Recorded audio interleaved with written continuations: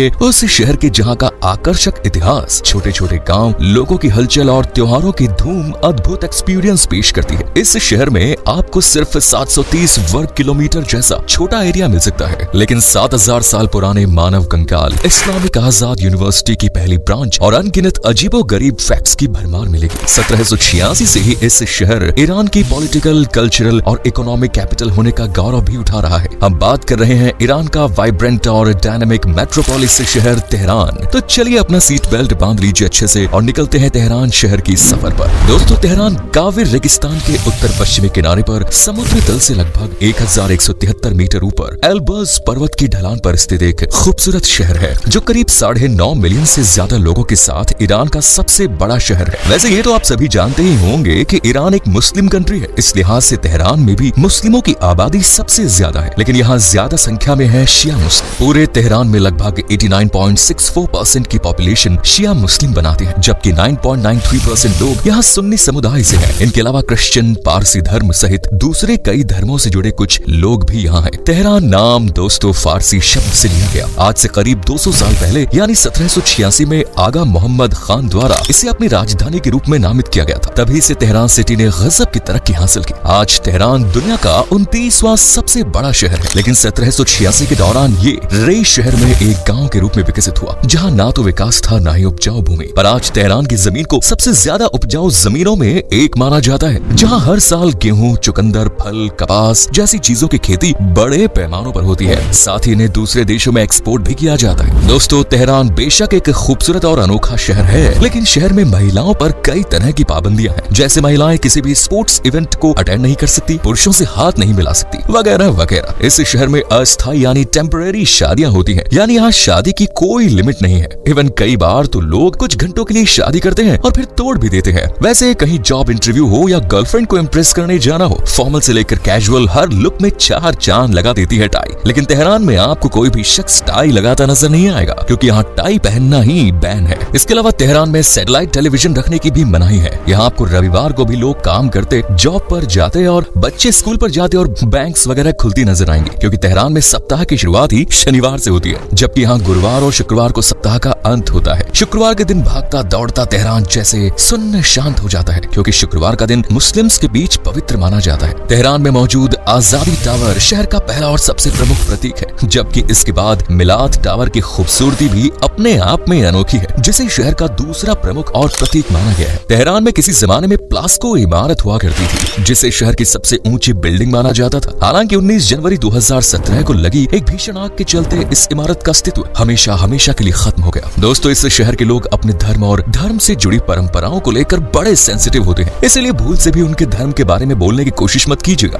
क्योंकि उनके लिए बर्दाश्त से बाहर हो जाएगा। वैसे आपको बता दें कि यहाँ कई त्योहार मनाए जाते हैं, जिनमें ईद सर्व प्रमुख है। इस पर्व पर शहर भर में भीड़ भाड़, नए कपड़े पहने लोग चेहरे पर मुस्कान लिए सेलिब्रेशन करते नजर आ जाते हैं। वेल, अगर आप बुक लवर्स हैं तो फिर तो तेहरान में आना बनता है, क्योंकि यहाँ हर साल तेहरान इंटरनेशनल बुक फेयर का आयोजन होता है। इस दौरान दुनिया भर से बुक प्रेमी तेहरान शहर में पहुँचते हैं, फिर चाहे वो लेखक हो या रीडर, यानी यहाँ आप अपनी बुक सेल भी कर सकते हैं और जो किताब पसंद है उसे खरीद भी सकते हैं। दोस्तों, तेहरान के मोलावी इलाके को आज ज्यादातर लोग जानते हैं, क्योंकि साल 2001 में इस इलाके में मानव कंकाल की खोज हुई थी, जिसकी कार्बन डेटिंग करने पर पता चला कि ये कंकाल आज से करीब 7000 साल पुराने हैं। इससे अंदाजा लगाया जा सकता है कि आज से 7000 साल पहले से ही तेहरान में लोगों का बसाव है। यहीं से इस यूनिवर्सिटी ने दुनिया भर में नाम कमाना शुरू किया। शहर ने पुराने समय में भले ही पढ़ाई पर ध्यान ना दिया हो, लेकिन बीते कुछ सालों में यहाँ एजुकेशन पर खास ध्यान दिया जा रहा है। शहर का लिटरेसी रेट भी 88% को क्रॉस कर चुका है, जो कहीं ना कहीं ये बताता है कि हाँ, शहर में एजुकेशन के प्रति जागरूकता आ रही है। बाकी यहाँ शिक्षा के लिए कई नामी कॉलेज, यूनिवर्सिटी, मदरसे वगैरह भी है, जहाँ बच्चों को शिक्षा दी जाती है। इस्लामिक आजाद यूनिवर्सिटी आज दुनिया भर में पहचान रखती है, जो ईरान की शान और जान है। आपको बता दें कि इस यूनिवर्सिटी की पहली ब्रांच तेहरान शहर में है। वैसे दोस्तों, तेहरान में जाने से पहले अपना दिल पक्का कर लीजिए अगर आपको चूहों से डर लगता है तो, क्योंकि इस शहर में चूहों की कोई कमी नहीं है। यहाँ प्रति व्यक्ति 4 चूहे देखने को मिलते हैं, यानी अगर चूहों को डिवाइड किया जाए तो हर व्यक्ति के हिस्से में 4 चूहे तो आएंगे ही आएंगे। इसीलिए यहाँ दुकान से लेकर घर, रोड से लेकर गली, हर जगह आपको एक ना एक चूहा तो मस्ती करता नजर आ ही जाएगा। वेल, मिडिल ईस्ट में सबसे लंबी गली होने का खिताब दिया गया है वलियासर स्ट्रीट को। ये लंबी गली भी तेहरान में ही है। भागते दौड़ते इस शहर में आपको ट्रैफिक की समस्या आम लग सकती है। शहर शहर की सड़कों पर अक्सर पीक आवर्स के दौरान भीड़ भाड़ देखने को मिलती है, इसलिए अगर आप कहीं जाने के प्लान में हैं तो थोड़ा टाइम पहले निकालें। तेहरान के घर घर में आपको फुटबॉल के दीवाने देखने को मिल जाएंगे। जैसे हमारे देश में क्रिकेट से लोग प्यार करते हैं, वैसे ही तेहरान में फुटबॉल से प्यार किया जाता है। यहाँ हर घर में एक फुटबॉल लवर या प्लेयर तो होता ही होता है। तेहरान में आजादी स्पोर्ट्स कॉम्प्लेक्स एक विशाल फुटबॉल स्टेडियम है, जिसे दुनिया के सबसे बड़े स्टेडियम्स में से एक माना जाता है। ये ईरान का नेशनल स्टेडियम है, जिसमें 1998 के फीफा वर्ल्ड कप सहित कई जरूरी घरेलू और अंतर्राष्ट्रीय फुटबॉल टूर्नामेंट का आयोजन होता ही रहता है। सबसे बड़े स्टेडियम के साथ ही तेहरान देश की सबसे बड़ी सैन्य यानी मिलिट्री एकेडमी का घर भी है, जहाँ ईरानी सेना के लिए ट्रेनिंग और एजुकेशन की व्यवस्था की गई है। तेहरान में घूमने के लिए कई जगह हैं, जैसे तेहरान का राष्ट्रीय रत्नों का खजाना। इस म्यूजियम में घुसते ही आपकी आंखें चकाचौंध हो जाएंगी, क्योंकि पूरे म्यूजियम में रत्न, ज्वेलरीज और ऐतिहासिक कलाकृतियां भरी पड़ी है, जिन्हें देखने के बाद आपका भी मन गदगद हो जाएगा। ज्वेलरीज देखकर मन भर जाए तो आप सिटी पार्क की हरियाली को महसूस कर सकते हैं। पूरे शहर में एक या दो नहीं बल्कि कई सिटी पार्क्स हैं, जहां बैठकर आप भी मौज मस्ती का अनुभव ले सकते हैं। इन पार्क्स में लोकल सिविलियंस की भारी भीड़ रहती है। प्राकृतिक सुंदरता के साथ साथ एंटरटेनमेंट के दूसरे साधन शहर के तमाम सिटी पार्क्स को बेस्ट टूरिस्ट प्लेस बना देते हैं। तेहरान कई जाने माने इंटरनेशनल फिल्म फेस्टिवल्स की भी मेजबानी करता है। होस्टिंग के दौरान शहर की चमक ही निराली होती है। फिल्म फेस्टिवल्स की मेजबानी के दौरान अगर आप पहुंचते हैं यहाँ, तो आप भी यहाँ खूब एंजॉय करने वाले हैं। और अगर आपसे ये सुनहरा मौका मिस हो जाता है, तब भी कोई प्रॉब्लम नहीं है। एल्बर्स पर्वत के करीब स्थित होने की वजह से यहाँ स्काई रिजॉर्ट और विंटर एक्टिविटी का मजा भी लिया जा सकता है। इनके अलावा यहाँ कई ऐतिहासिक जगह भी हैं, जैसे सादाबाद पैलेस, नियावरन पैलेस, जहाँ जाते ही आप तेहरान के अतीत और वर्तमान